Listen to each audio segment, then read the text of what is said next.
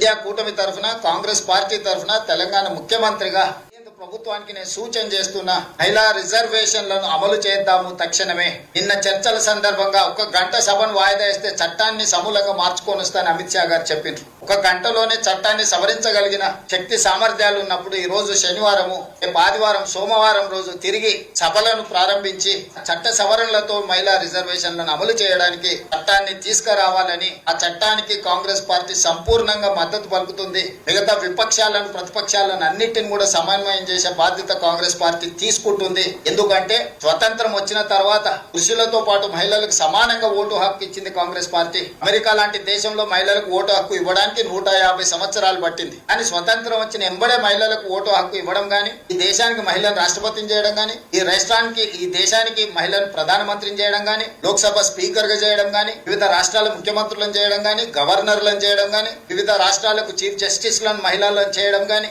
ఉపరాష్ట్రపతిని చేయడంలో గానీ అన్ని అంశాలలో కాంగ్రెస్ పార్టీ మహిళలకు అత్యంత ప్రాధాన్యత ఇచ్చింది. ఇండియా కూటమి తరఫున కాంగ్రెస్ పార్టీ తరఫున తెలంగాణ ముఖ్యమంత్రిగా ప్రభుత్వానికి నేను సూచన చేస్తున్నా, మహిళా రిజర్వేషన్లను అమలు చేద్దాము తక్షణమే. నిన్న చర్చల సందర్భంగా ఒక గంట సభను వాయిదా వేస్తే చట్టాన్ని సమూలంగా మార్చుకొని వస్తానని అమిత్ షా గారు చెప్పిండ్రు. ఒక గంటలోనే చట్టాన్ని సవరించగలిగిన శక్తి సామర్థ్యాలు ఉన్నప్పుడు ఈ రోజు శనివారము, రేపు ఆదివారం, సోమవారం రోజు తిరిగి సభలను ప్రారంభించి చట్ట సవరణలతో మహిళా రిజర్వేషన్లను అమలు చేయడానికి చట్టాన్ని తీసుకురావాలని, ఆ చట్టానికి కాంగ్రెస్ పార్టీ సంపూర్ణంగా మద్దతు పలుకుతుంది. మిగతా విపక్షాలను, ప్రతిపక్షాలను అన్నిటిని కూడా సమన్వయం చేసే బాధ్యత కాంగ్రెస్ పార్టీ తీసుకుంటుంది. ఎందుకంటే స్వతంత్రం వచ్చిన తర్వాత పురుషులతో పాటు మహిళలకు సమానంగా ఓటు హక్కు ఇచ్చింది కాంగ్రెస్ పార్టీ. అమెరికా లాంటి దేశంలో మహిళలకు ఓటు హక్కు ఇవ్వడానికి 150 సంవత్సరాలు పట్టింది. కానీ స్వతంత్రం వచ్చిన ఎంబడే మహిళలకు ఓటు హక్కు ఇవ్వడం గానీ, ఈ దేశానికి మహిళను రాష్ట్రపతిని చేయడం గానీ, ఈ దేశానికి మహిళను ప్రధానమంత్రిని చేయడం గానీ,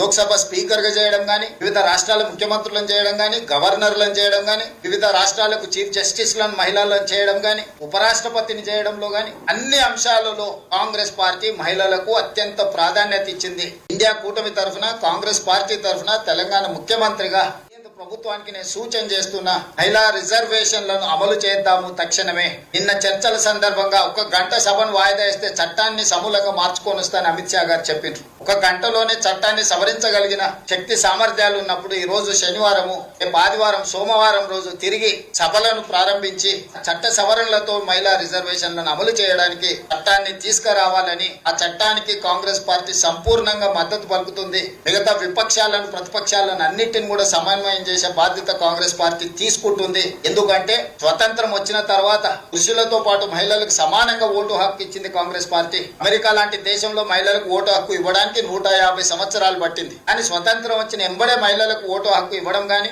ఈ దేశానికి మహిళను రాష్ట్రపతిని చేయడం గానీ, ఈ దేశానికి మహిళను ప్రధానమంత్రిని చేయడం గానీ, లోక్సభ స్పీకర్ గా చేయడం గానీ, వివిధ రాష్ట్రాల ముఖ్యమంత్రులను చేయడం గానీ, గవర్నర్లను చేయడం గానీ, వివిధ రాష్ట్రాలకు చీఫ్ జస్టిస్ లను మహిళలను చేయడం గానీ, ఉపరాష్ట్రపతిని చేయడంలో గానీ అన్ని